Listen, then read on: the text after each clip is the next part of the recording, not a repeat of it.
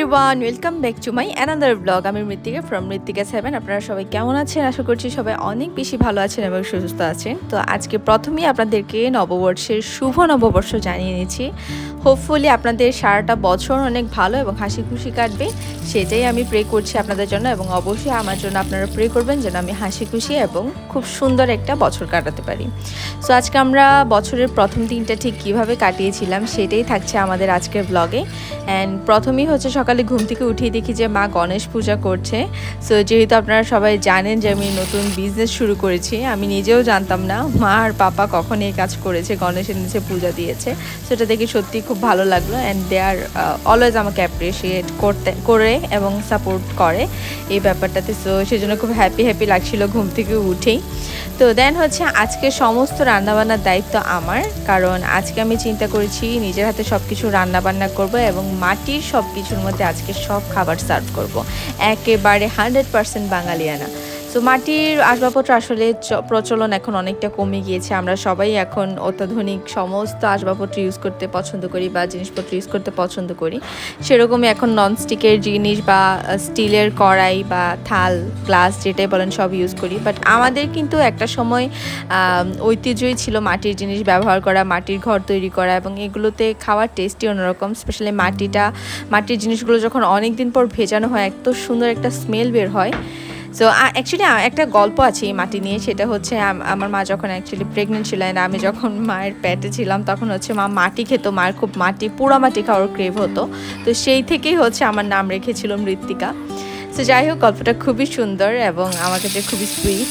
তো যাই হোক, এখানে হচ্ছে কথা বলতে বলতে আমার মাটন রান্না করা হয়ে গিয়েছে। যেহেতু মাটনটা সেদ্ধ হতে একটু বেশি সময় নেয়, তাই এটা প্রথমে রান্না করে হচ্ছে ঝুল দিয়ে আমি একেবারে লো আঁচে দিয়ে রেখেছি। এটা আস্তে আস্তে হয়ে যাবে। এখান দিয়ে হচ্ছে ইলিশ মাছ ভাজি করেছি আর পাশে হচ্ছে চিকেন রোস্ট করে নিচ্ছি।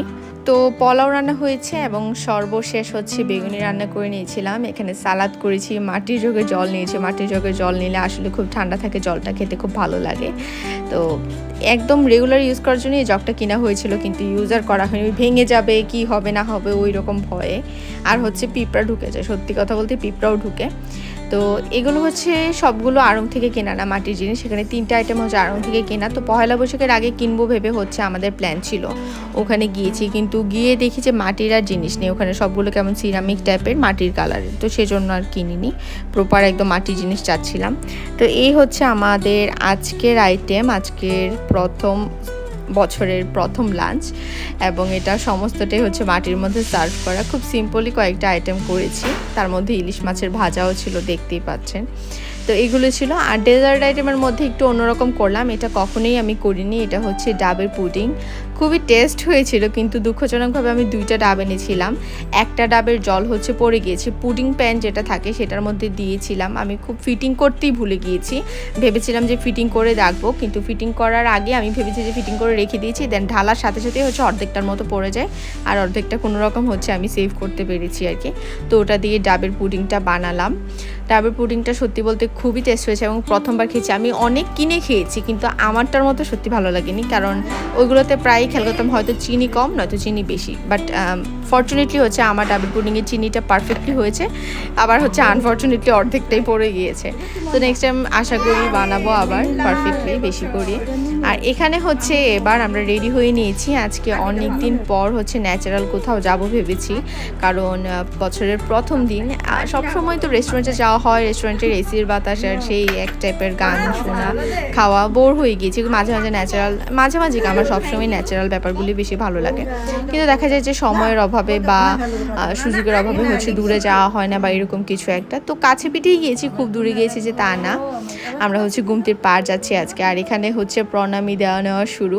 ফাহিমাও হচ্ছে ওর ক্লাস শেষ করে আমাদের সাথে অ্যাটেন্ড করতে পেরেছে ফর্চুনেটলি, কারণ ও হচ্ছে আজকে যাওয়ার কথা ছিল ঠিকই, কিন্তু পরবর্তীতে ওর ক্লাস পড়ে যায়, মানে স্টুডেন্টসরা আসবে বলে, সেজন্য প্ল্যান ক্যান্সেল করে। দেন হচ্ছে অ্যাগেন ফর্চুনেটলি স্টুডেন্টরা জানিয়ে দেয় যে তাদের দাওয়াত পড়ে গিয়েছে, তারা আজকে আসবে না। সেজন্য হচ্ছে আমাদের সাথে জয়েন করতে পেরেছে। অ্যান্ড ও হচ্ছে আমার বাসায় চলে এসেছে একটু টাচ আপ দেওয়ার জন্য, যেহেতু ক্লাস নিয়েছে, টায়ার্ড ফেসটা ছিল। আর এখানে হচ্ছে প্রথমে পিসিমণিকে প্রণাম করে নিলাম। বর্ষর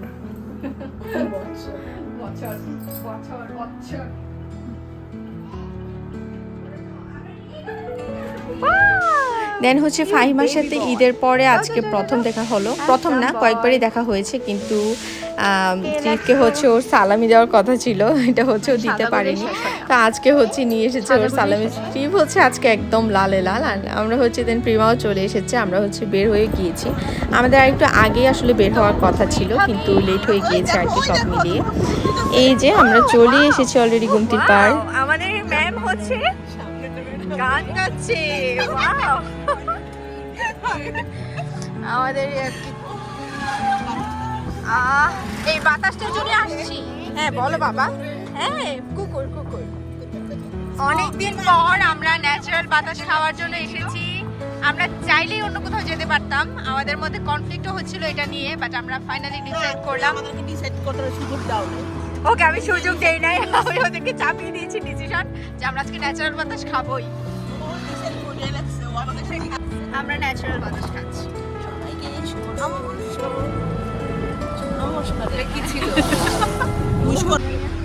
চলো চলো চলো।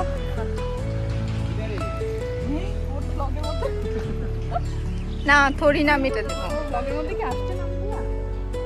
কি বাসো?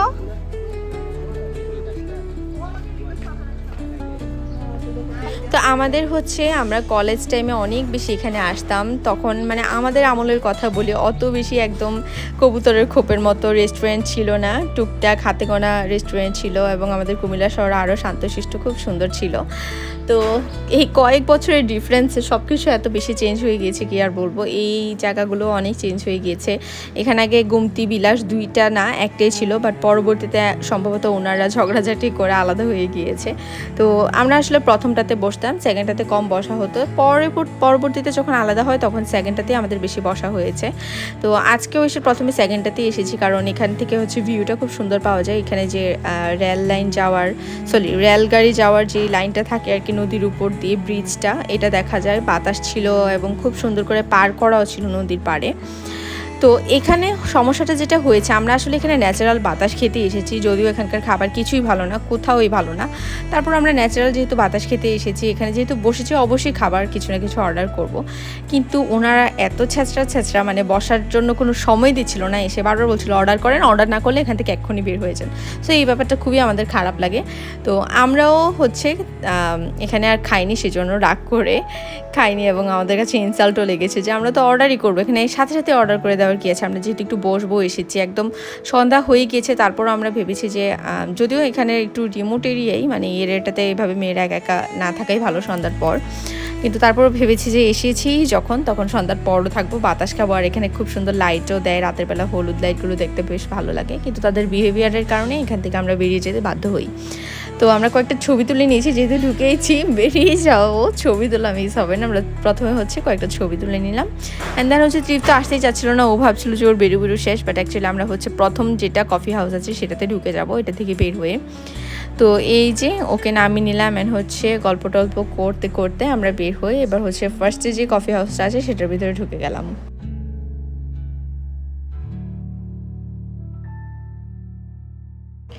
তো ট্রিপ হচ্ছে টায়ার্ড হয়ে গিয়েছে, অনেকক্ষণ ধরে হাঁটাহাঁটি করছে, তো এখন বারবার বলছে যে মাম্মি কোলে কোলে কোলে উঠতে যাচ্ছে। তো কোলে করে হচ্ছে আমরা ঢুকে গেলাম। তো এমন সময় হচ্ছে দেখলাম যে একটা ট্রেন যাচ্ছে। ওয়েট করো, ট্রেন আসবে, এখন আমরা দেখবো।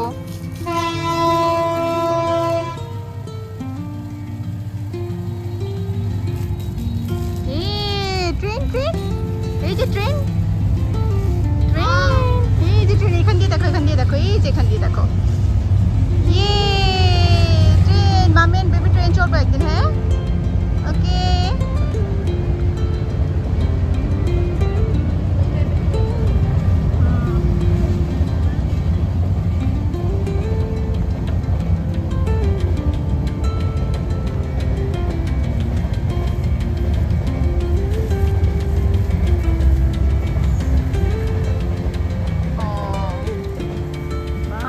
যাও যাও যাও।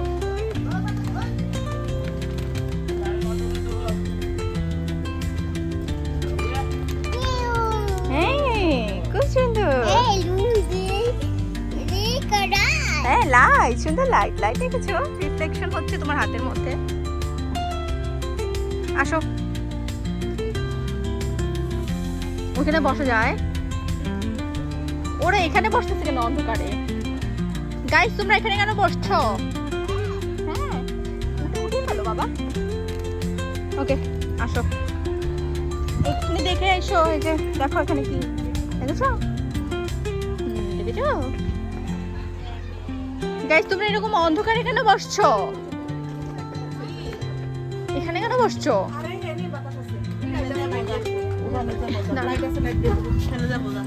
ওইখানে নিচে বসতাম, সুন্দর ইয়েলো লাইট।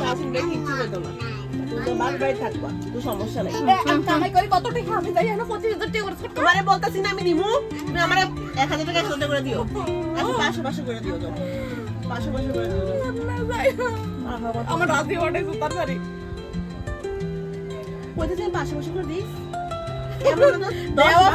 আমি তো তোমাকে 5,000 হলেও একসাথে দিয়ে দিতে পারি, তো তুমি আমাকে পরে দিও, যাওয়ার আগে দিও বা পরে দিও, সমস্যা নেই। তোমার কাছে আমি সেভ করলাম, তুমি আমাকে সেভ করলা, যাও। ওকে দাও।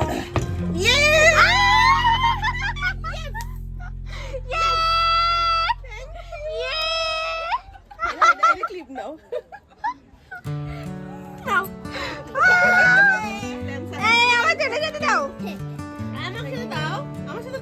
এই যে খালামের সাথে দাও। ইয়েস দাও। নমস্তে হ্যাপি নববর্ষ, পয়লা বৈশাখ। মানি মানি মানি মানি মানি।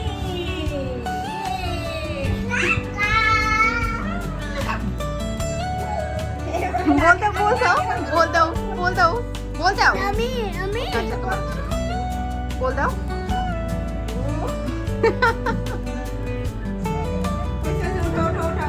সো যেমনটা দেখতে পেলেন, এটা হচ্ছে আমরা অনেক কিছু প্ল্যান করছি, এখন জানি না প্ল্যান তো প্ল্যানের জায়গায় আছে, আমাদের প্ল্যান কতটা সাকসেস হয় দেখতে পাচ্ছেন যে আমরা খুব এক্সাইটেড। সব কিছু আপনারা দেখবেন যে কী প্ল্যান করলাম, কী করলাম না করলাম।